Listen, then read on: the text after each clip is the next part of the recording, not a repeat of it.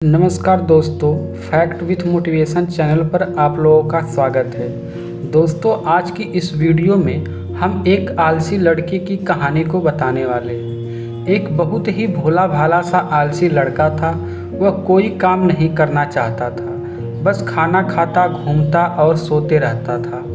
एक दिन उसे किसी ने बताया कि एक आश्रम है जहाँ पर कुछ नहीं करना पड़ता है और हर दिन 2 समय का खाना और नाश्ता मिलता है। तुम वहाँ जा कर के रहो। उस आलसी लड़के ने सोचा कि ये तो बहुत ही बढ़िया है और वह उस आश्रम में जाकर रहने को सोचा। और फिर वह भोला भाला आलसी लड़का अपना सारा सांसारिक जीवन छोड़कर उस आश्रम में जाकर रहने लगा। आश्रम में गुरुजी रहते थे। वह कुछ समय सबको प्रवचन देते हैं। वह आलसी लड़का सुनता था, बाकी समय आराम करता था और फिर भर पेट खाना खाकर सो जाता था। ऐसे ही उस लड़के का दिन गुजरता गया। एक दिन उस आश्रम में कुछ भी नहीं बना। नाश्ते के समय नाश्ता नहीं मिला। उसने सोचा, नाश्ता नहीं मिला, भोजन तो मिलेगा। अब भोजन के समय भी उसे भोजन नहीं मिला। लड़का दौड़ करके गुरुजी के पास गया और उसने पूछा कि आज भोजन क्यों नहीं बना। गुरुजी ने कहा कि बेटा, आज एकादशी है और जितने भी आश्रम के सदस्य हैं उनका उपवास है और तुम्हारा भी आज उपवास है। आज भोजन नहीं बनेगा। वह लड़का आलसी था और उसे भूख भी बहुत लगता था। उसने गुरुजी से बोला कि मैं उपवास नहीं रहूँगा, मुझे भूख लगी है, मैं खाना खाऊंगा। गुरुजी ने बोला ठीक है, जाओ भंडारे में से सामान ले कर के आओ और आश्रम में नहीं बाहर ले जा कर के बना लो। लेकिन याद रखना, भोजन बनाने के बाद सबसे पहला भोग भगवान को लगाना और फिर तुम प्रसाद पाना। वह लड़का बोला ठीक है और फिर अनाज लेकर नदी की ओर पहुंचा।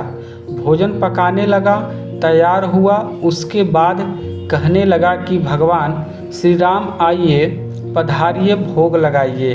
अब जब उसे लगा कि भगवान तो आ नहीं रहे तो फिर कहने लगा कि मुझे मालूम है आपको तो अच्छा खाने की आदत है, मैं बना नहीं पाया और मुझे अच्छा भोजन बनाने भी नहीं आता, लेकिन जो भी रूखा सूखा बना है आकर खा लीजिए। भगवान श्री राम उसकी सरलता पर बहुत ही प्रसन्न हुए और उस लड़के को दर्शन दे दिए। उसने देखा कि भगवान श्री राम आए हुए हैं और उनके साथ में माता सीता भी आई हुई हैं। लेकिन लड़के ने सिर्फ 2 लोगों के लिए ही भोजन बनाया था, एक अपने लिए और दूसरा भगवान के लिए। और अब क्योंकि भगवान के साथ माता सीता भी आई हुई थी तो उसने उस भोजन को माता सीता और भगवान के सामने ग्रहण करने के लिए रख दिया। भगवान श्री राम और माता सीता ने भोजन किया और उसके बाद जब वह जाने लगे तो यह भोला सा आलसी लड़का बोला कि प्रभु आप आए, दर्शन दिए, बहुत ही अच्छा लगा। मुझे खाने को कुछ नहीं मिला, लेकिन कोई बात नहीं। लेकिन आपसे एक विनती है कि अगली बार जब आप आएंगे तो कितने लोग आएंगे ये बता दीजिए, ताकि मैं उतने लोगों के लिए भोजन बनाकर रखूं। भगवान श्री राम मन ही मन मुस्कुराए और फिर अंतर ध्यान हो गए। लड़का आश्रम गया, दिन बीतता गया और फिर एकादशी का दिन आया और इस बार उसने 3-4 लोगों के लिए अनाज ले करके खाना बनाने के लिए नदी के किनारे पहुंचा और उसने बड़ी प्रसन्नता से भोजन बनाया और इंतज़ार करने लगा कि प्रभु आइए और भोग लगाइए। इस बार लड़का देखता है कि भगवान श्री राम पूरा राम दरबार ले करके आए हैं, जैसे माता सीता, लक्ष्मण, भरत, हनुमान जी और सभी लोग आए हैं। लड़के ने 3-4 लोगों का भोजन बनाया था और इस बार भी भोजन कम पड़ गया। लड़के ने निराश होकर भोजन को प्रभु के आगे रख दिया। उन्होंने भोजन किया और फिर चले गए और इस बार भी लड़का फिर से भूख रह गया।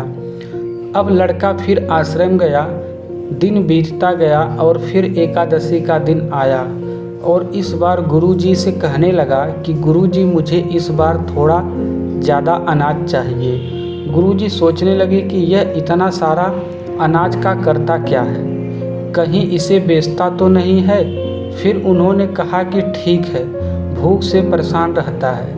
लड़के ने कहा कि नहीं गुरुजी, मैं भूख से परेशान नहीं रहता हूँ। प्रभु के साथ बहुत लोग आते हैं, उनको भी तो भोजन करना पड़ता है। गुरुजी को लगा कि लड़का पागल हो गया है, लेकिन गुरुजी ने सोचा कि चलो एक बार चलकर देखते हैं कि लड़का इस अनाज का करता क्या है। वह भोला सा लड़का अनाज लेकर के नदी के किनारे पहुंचा और इस बार भोजन बनाया नहीं। उसने सोचा कि प्रभु हर बार ज़्यादा लोगों को लेकर के आते हैं, इस बार वह जितने भी आएंगे खुद बना करके भोग लगा लेंगे। और फिर प्रेम से प्रभु को बुलाने लगा। गुरुजी ये सब छुप कर देख रहे थे कि ये भोजन तो बनाया नहीं और प्रभु को बुला रहा है। लेकिन लड़के ने देखा कि इस बार प्रभु के साथ बहुत से लोग आए हुए हैं, तो उसने प्रभु के सामने हाथ जोड़ कर के कहा कि प्रभु माफ़ करना, आप बहुत सारे लोग आते हो, मुझे संख्या पता नहीं होती है और मेरी हिम्मत भी नहीं होती कि इतने सारे लोगों के लिए भोजन बनाऊं। आप स्वयं बनाइए और खाइए और भोग लगाइए।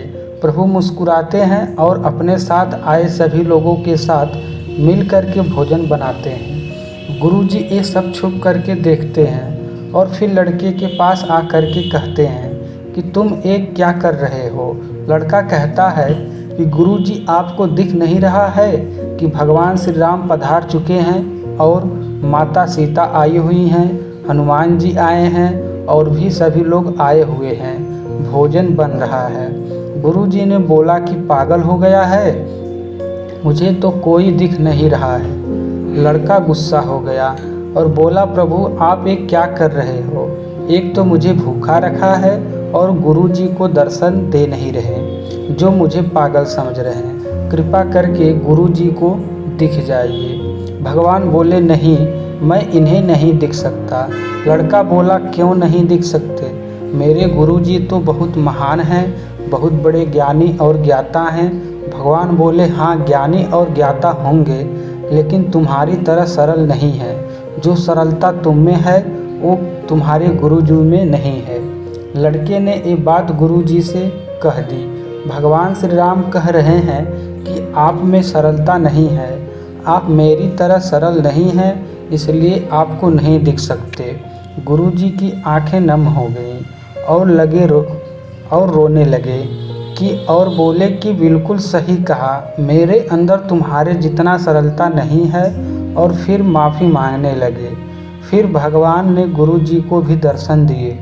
ये कहानी हमें सिखाती है कि जीवन में सरलता सबसे आवश्यक है।